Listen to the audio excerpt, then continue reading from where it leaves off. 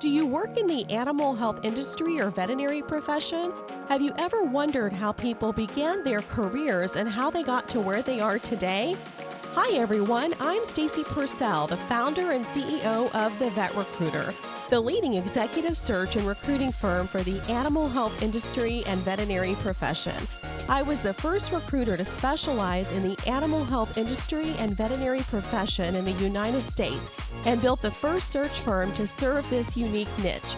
For the past 25 plus years, I have built relationships with the industry's top leaders and trailblazers. The People of Animal Health podcast highlights the incredible individuals I have connected with throughout my career. You will be able to learn more about their lives, careers, and contributions. With our wide range of expert guests, you'll be sure to learn something new in every episode. Thanks for tuning in and enjoy the episode. Welcome to the People of Animal Health podcast. On today's show, we're talking with Dr. Bob Lester. Bob is a lifelong advocate for the veterinary profession and the co-founder and chief medical officer of WellHaven Pet Hospitals, a network dedicated to supporting caregivers so they can better care for others. A graduate of Oregon State and Washington State Universities, Dr. Lester has held leadership roles at Banfield Pet Hospital, Mars Inc., and Lincoln Memorial University's College of Veterinary Medicine. His career reflects a deep belief in the profession's double bottom line, which is doing well by doing good. A writer, educator, and mentor, Dr. Lester continues to shape veterinary medicine through innovation, leadership, and compassion. And Bob, you and I spoke on a panel together in the past at the AVMA Economic Summit. Do you remember that? I do. I had forgotten until you just mentioned it, Stacy. That was a while ago. That was a while ago. Well, Bob, welcome to the People of Animal Health podcast. How are you doing today? I'm doing great. Thank you for the invitation, Stacy. Well, I'm so happy to have you here. We've known each other for quite a number of years, but I would like to start off at the very beginning. What was your life like growing up, and where did you grow up? Well, I'm a product of small town Western Oregon, the oldest of four kids, in a family that had lots of pets, lots of kids, lots of love, but very little money. Was the first in the family to attend university. Having grown up with pets, was kind of a natural to fall into this profession. Well, at what point and why did you decide to become a veterinarian? I think my answer is pretty boring and typical of a lot of people in our profession. At an early age, the love of pets and growing up around animals. And then in the 70s was when James Herriot books started coming out. That was such a hit. I think he had 6 million sellers just back to back to back in the 70s. And I just absorbed all of those. And that hooked me. Started volunteering for my local vet in junior high and got a job in high school cleaning kennels and have never looked back since. Well, Bob, you began your career as a mixed animal practice owner in a small town. How did those early experiences shape the way that you've approached leadership and decision making throughout your career? Well, as my dream was to be James Herriot, be a small town mixed animal practitioner, and that's just exactly what I did. And what I learned is really the impact and the importance and the prestige of being a veterinary professional in a small town. We were the only practice in a little logging town in the mountains of Western Oregon, and not only were we able to help producers and pet owners and backyard ranchers, but we were also involved in the school board and the chamber and the Rotary and Kiwanis, and to learn that veterinary medicine and our impact as veterinary professionals was so much bigger than I had imagined coming out of veterinary school. That was a big lesson and continues to this day. Well, you've spoken about the veterinary profession's double bottom line, which is doing well by doing good. Can you unpack what that means to you and how it guides the mission at Wellhaven Pet Hospitals? Sure. So I think everybody's familiar with bottom line. Most businesses judge their success by profitability and how many dollars they make. And certainly that's a part of what we do in the veterinary profession. But there's so much more. We're so fortunate to have a purpose and a passion that really drives us. So in addition to driving financial results, we help pets and families. We help society. We keep our public health safety. We do so many other things. We provide careers for those of us in the profession that it's often demanding, but can be so rewarding. So we do far more than just the typical bottom line, looking at P&Ls and financial results. What we do and the impact is veterinary professionals is far, far greater. Well, as co founder and chief medical officer of WellHaven, what gap did you see in veterinary practice models that you wanted to fill, and how has that vision evolved over the years?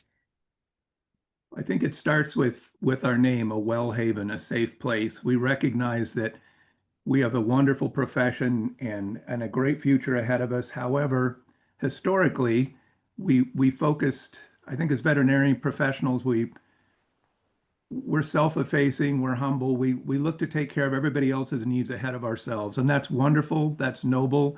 That's why our profession continues to be so admired. However, it's not always sustainable.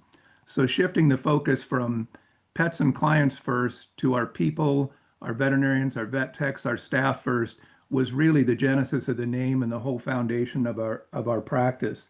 So we built a practice that really relies on local leadership, on autonomy, on flexibility, on bringing people on board that we hope will spend a good part of their career, not just driving to the next quarter or whatever the short-term goal might be.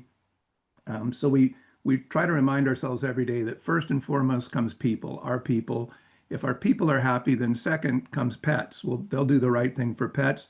If we take care of our people, they take care of pets, then the practice and the bottom line just naturally follows. And getting that in the right order is often a challenge. But when you do, it can work really well. I can't say we do it right every day, but that's what we strive to do is put people first.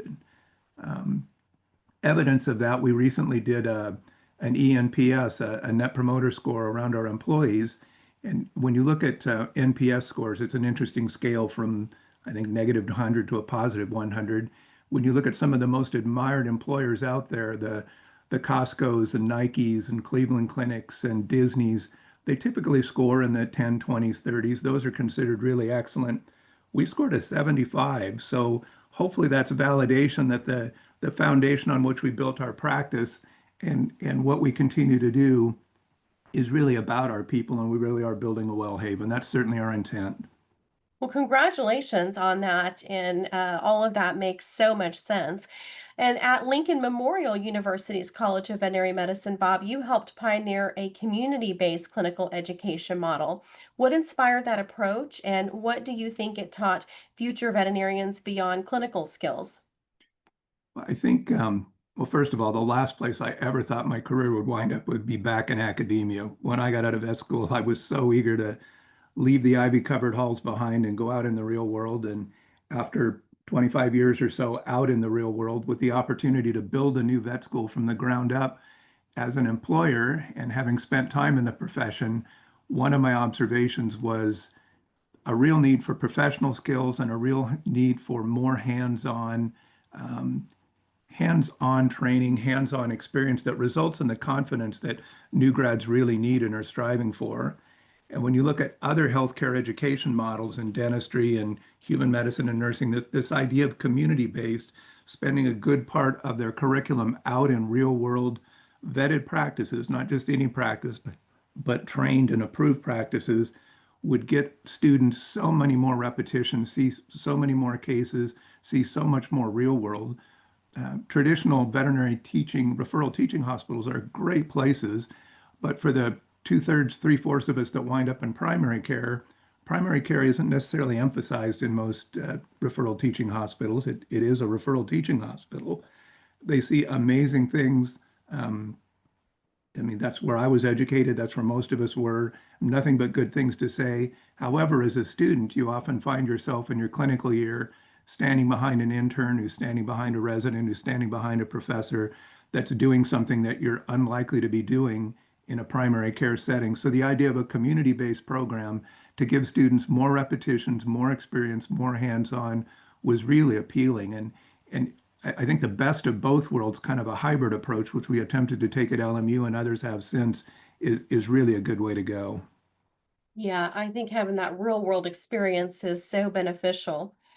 Now, Bob, you have spent many years with Banfield and Mars in various leadership roles. What were the most impactful lessons you learned there about scaling veterinary medicine without losing sight of compassion? Yeah, I take little credit for the success Banfield had. I was very fortunate, and then a couple of classmates of mine founded Banfield. So early on, when there was just the one Banfield hospital, I was lucky enough to join. And at the time, it was a group of really dedicated veterinarians that largely didn't have a clue. Nobody had ever built an organization like that before. So we had this amazing opportunity and went after it with the heart of veterinarians and fell down and failed often as not, but we clearly built something big, but it was really centered on pet care. At the time, we were the first to have electronic medical records and a quality assurance program and wellness plans and 7 days a week and pre-surgical blood work and catheters and fluids and pain meds and things that back in the 90s were not that common. And that compassion and that drive from veterinarians really set the tone. And of course, we've seen that scale and grow since, and it's been rewarding to see. Well, you've emphasized communication, leadership, and teamwork as critical professional skills. Why do you believe these soft skills are just as essential as medical expertise in veterinary practice today? Well, you no doubt see it every day in your role, and I think any of us that have been in any workplace, but certainly the veterinary profession, figure out that the professional skills are critical. When you look at the competencies that correlate with success in veterinary medicine, or for that matter, anywhere in society, that they're not things like GPA and GRE and class rank and NAVLE score.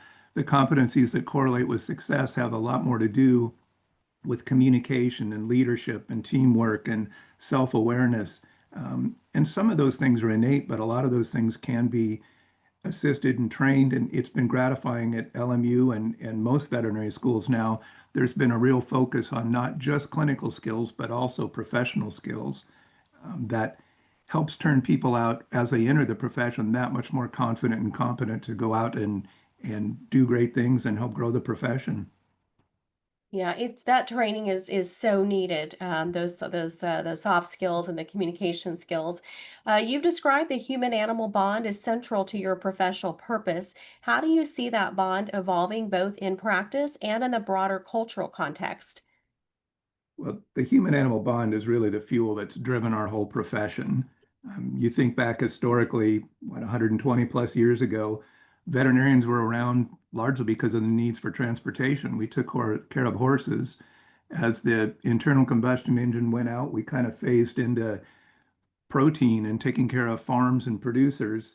And then the last 50, 60, 70 years, we've really seen things move more towards the companionship and love, and that human animal bond is what really fuels the profession.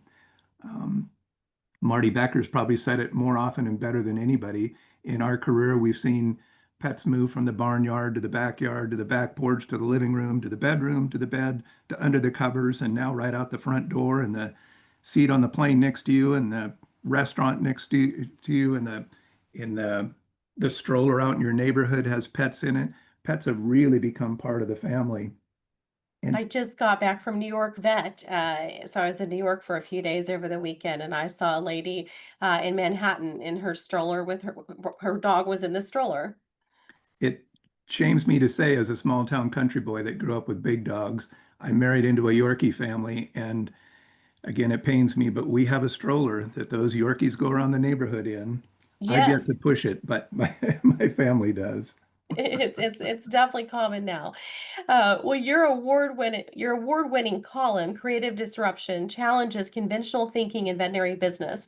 What's one disruption you believe the profession still needs to fully embrace? Yeah, there's several in that column, and that's been fun to write.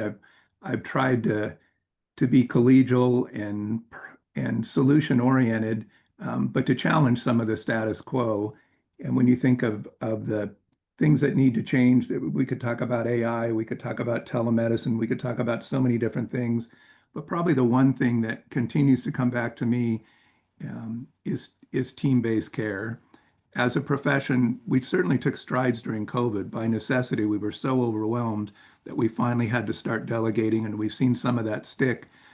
So we need to better empower our front staff, our VAs, our credentialed vet techs, empower vet techs, partner to get license protection, get them doing more duties, and also be open to the idea of the VPA, the physician's assistant equivalent, the veterinary professional associate.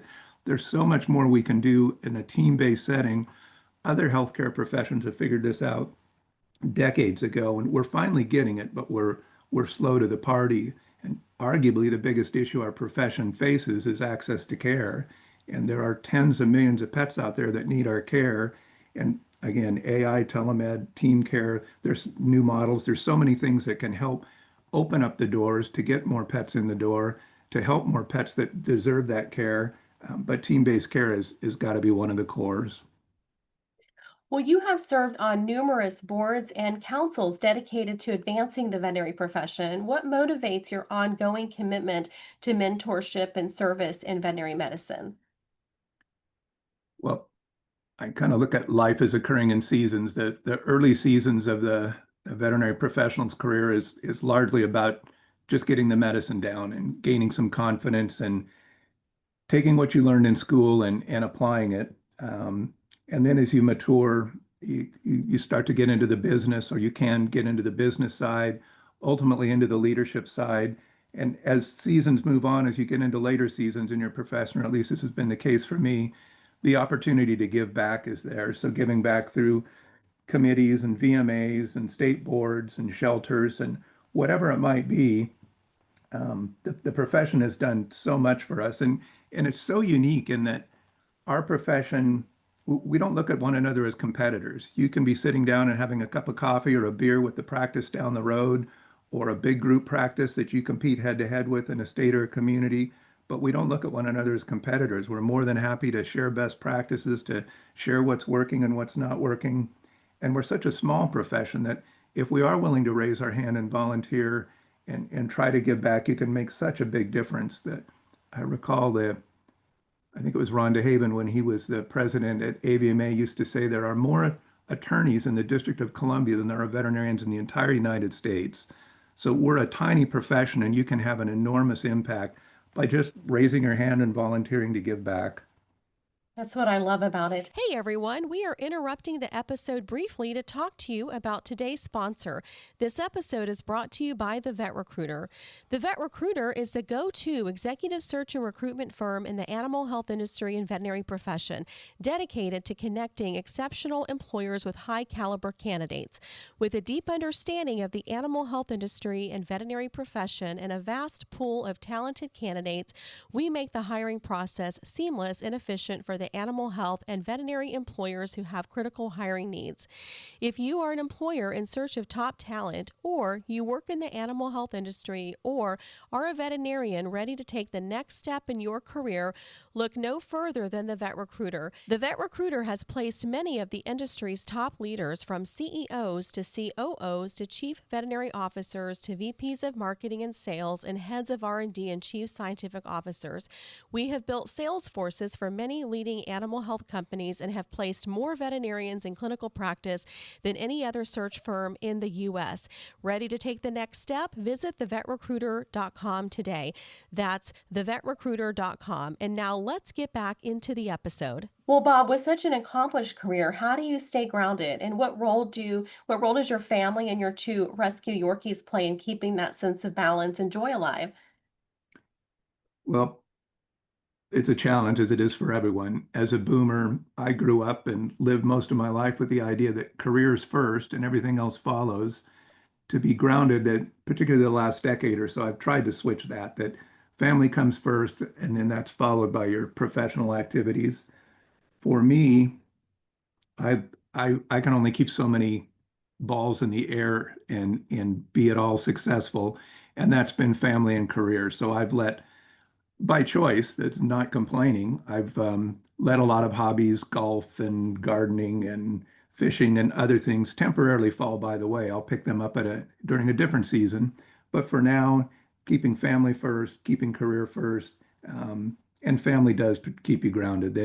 They keep you real. They keep you humble. Yeah, we have seen that change over the years, haven't we? Career first and then family, and now I would say that, probably the majority of the people would say it's family and then career. And you look at the kids you've raised and I've raised, and they get that. That's what it's all about. It, in many ways, as an older generation, putting career first had some advantages, in that we've had some success. However, we missed some things along the way. So looking at the way our kids approach life is actually so much more healthy that they have a life supported by a career, but the life is what it's all about. Family relationships. That's huge. That's the world we live in now, and it's a healthier world to be in.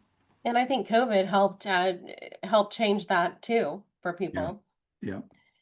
Well, what has been the most surprising thing to you up to this point during your career in the veterinary profession? Wow. Well, again, there's been so many things. The growth of the profession has been enormous. Medical breakthroughs, generational shifts, gender shifts. But probably the most surprising would go back to just the growth of the bond. Um, Growing up, pets were animals. They were in the backyard. And you ask a kid today what a doghouse is, and they don't know what a doghouse is. That's the home that they live in. But two-legged kids and four-legged kids are have blended together. In fact, there are more four-legged children out there now than two-legged children. So the growth of the human-animal bond has definitely surprised me. It's come so far and more to come as we look at subsequent generations and the value they put in that relationship. It just continues to grow. What does your crystal ball say about the future of the veterinary profession? I'm an optimist. Optimism is a choice, and I think the future of our profession is enormous. Our biggest issues are issues of abundance. We can't help all the pets that need to be helped out there. By some estimates, half the pets in America won't see a vet this year. That's a huge opportunity through telemedicine, through teamwork, through new models of care, through AI. There's just so much to be done. Um, I sincerely believe, and when I get out and speak at vet schools, that there's never been a better time to be a veterinary professional. That our future is very bright. I agree with you. There's not been a better time to be a veterinary professional, but that's an astounding number to think about that half of the pets out there may not receive care this year. Yeah, and I see that as an enormous opportunity. They're there, they deserve the care. The bond is there. We have to break down the barriers to allow us to reach them. And it won't be through the traditional ways. It won't all be bricks and mortar. It won't all be 9 to 5. We've got to be willing to try new things to help those pets and families that could benefit from our expertise. I agree. Well, Bob, what has been the biggest adversity career-wise for you throughout your time in the veterinary medicine? We know careers all have highs and lows, but what's the biggest challenge that you've encountered throughout your career as a veterinarian? Well, with the benefit of hindsight, when you look in the rearview mirror, virtually all of the challenges turned out to be for the good. The learnings you have through hard times and changes only make us stronger and grow faster.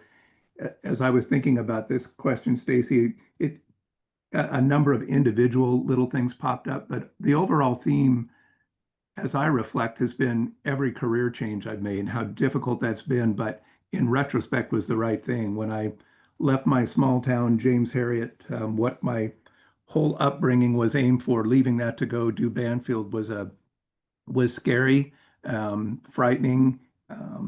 Tackling a new challenge, climbing a new hill always is. And in retrospect, it was great. And similarly, when I left there to go found LMU, to go back into academia, that was terrifying. And it was wonderful professionally. That was so rewarding, and what we built was so remarkable.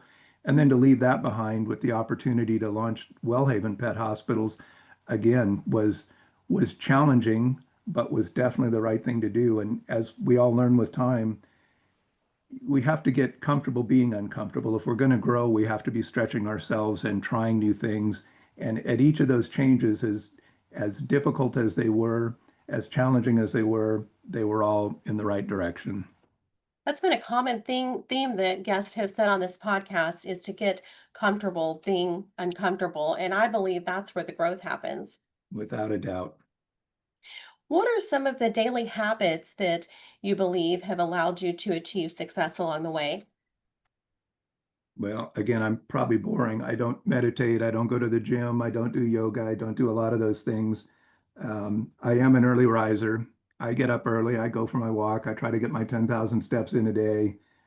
I read a lot. Find myself on airplanes a lot. That's a great time to catch up on reading. Um, and for me, a big habit that I really aim for is just professionally recharging and I suspect you share this too, getting out to, you just got back from the One Vet show, getting out to VMX, getting out to Western, getting out to the Innovation Summit, hanging around with your peers, commiserating, celebrating, that just recharges. That's a habit that I don't ever want to lose. Oh, I agree with you. Going to those shows, for me, it feels like my second family. I've got my real family, my family at home, but then when I go to these shows, it's like this is my second family. Um, Completely.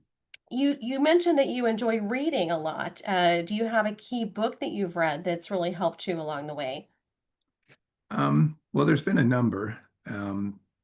There's an old saying, I don't know who to attribute it to, that goes something like, when the student is ready, the teacher will come. And there's been 3 or 4 times in my career that a book has just completely changed my paradigm or launched me in a new direction or opened doors.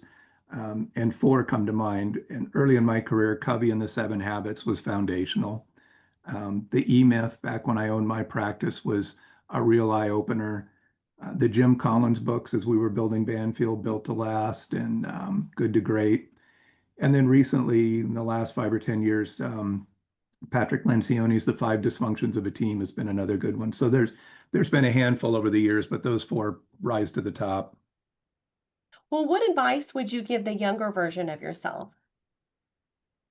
Well, again, another quote. I think every quote is attributed to Mark Twain or Winston Churchill or the Buddha or somebody. I think this one actually was a Mark Twain quote, but he talked about he spent a lot of time worrying about things that never happened.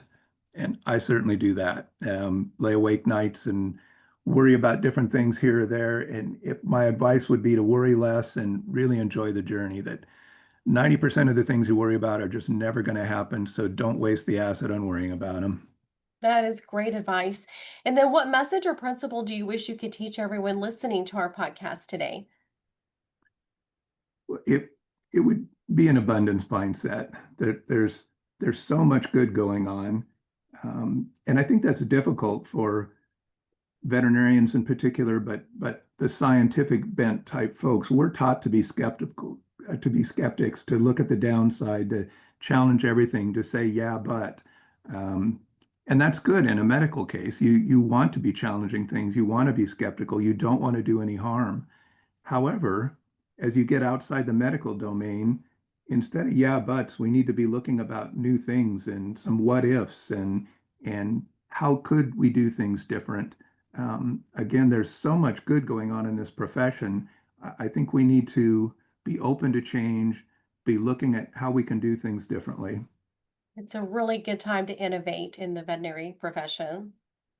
Yes. Well, Bob, you've got the mic. What is one thing that you want to share with our listeners of the People of Animal Health podcast before you drop the mic today? Well, I think I just double down on a theme that's kind of popped up throughout this, Stacy, and that's to recognize that there's so much going right in our profession. The issues we face are all issues of abundance. There's more business than we know how to handle if we can just open the doors to it. Pet numbers are up, pet lifespans are up, pet spending is up. The bond has never been stronger. Millennials and Gen Zs truly view their pets as children. It's a great time to be a veterinary professional. However, all the noble, wonderful things that our profession has done to date, all the shoulders that we stand on, the way we got here is not the way we're going to get to the future. The rate of change, the change I've seen in my career has been huge, but the next 10 years is going to be far more than that. So we've got to be open to trying new things, not all of which is going to work. But if we're going to open the doors, if we're going to take care of our veterinary professionals, if we're going to help solve burnout, compassion fatigue, get more pets in the door, we've got to start doing things a little bit differently. So we need to be open to change, and that's a challenge for everyone. But our profession in particular is going to have to look at some new ways of doing things to continue to be as admired as we are today, and to continue to do the great things we do for pets and families today. I love what you said. I was talking to somebody earlier today, and she said, when you try something new, you don't always know if it's going to work or not, but you have to Nope, try and see, and it could work. exactly. Well, Bob, it was such a pleasure to have you here on the People of Animal Health podcast today. Thank you for spending the time with me. Thank you, Stacy. It was fun.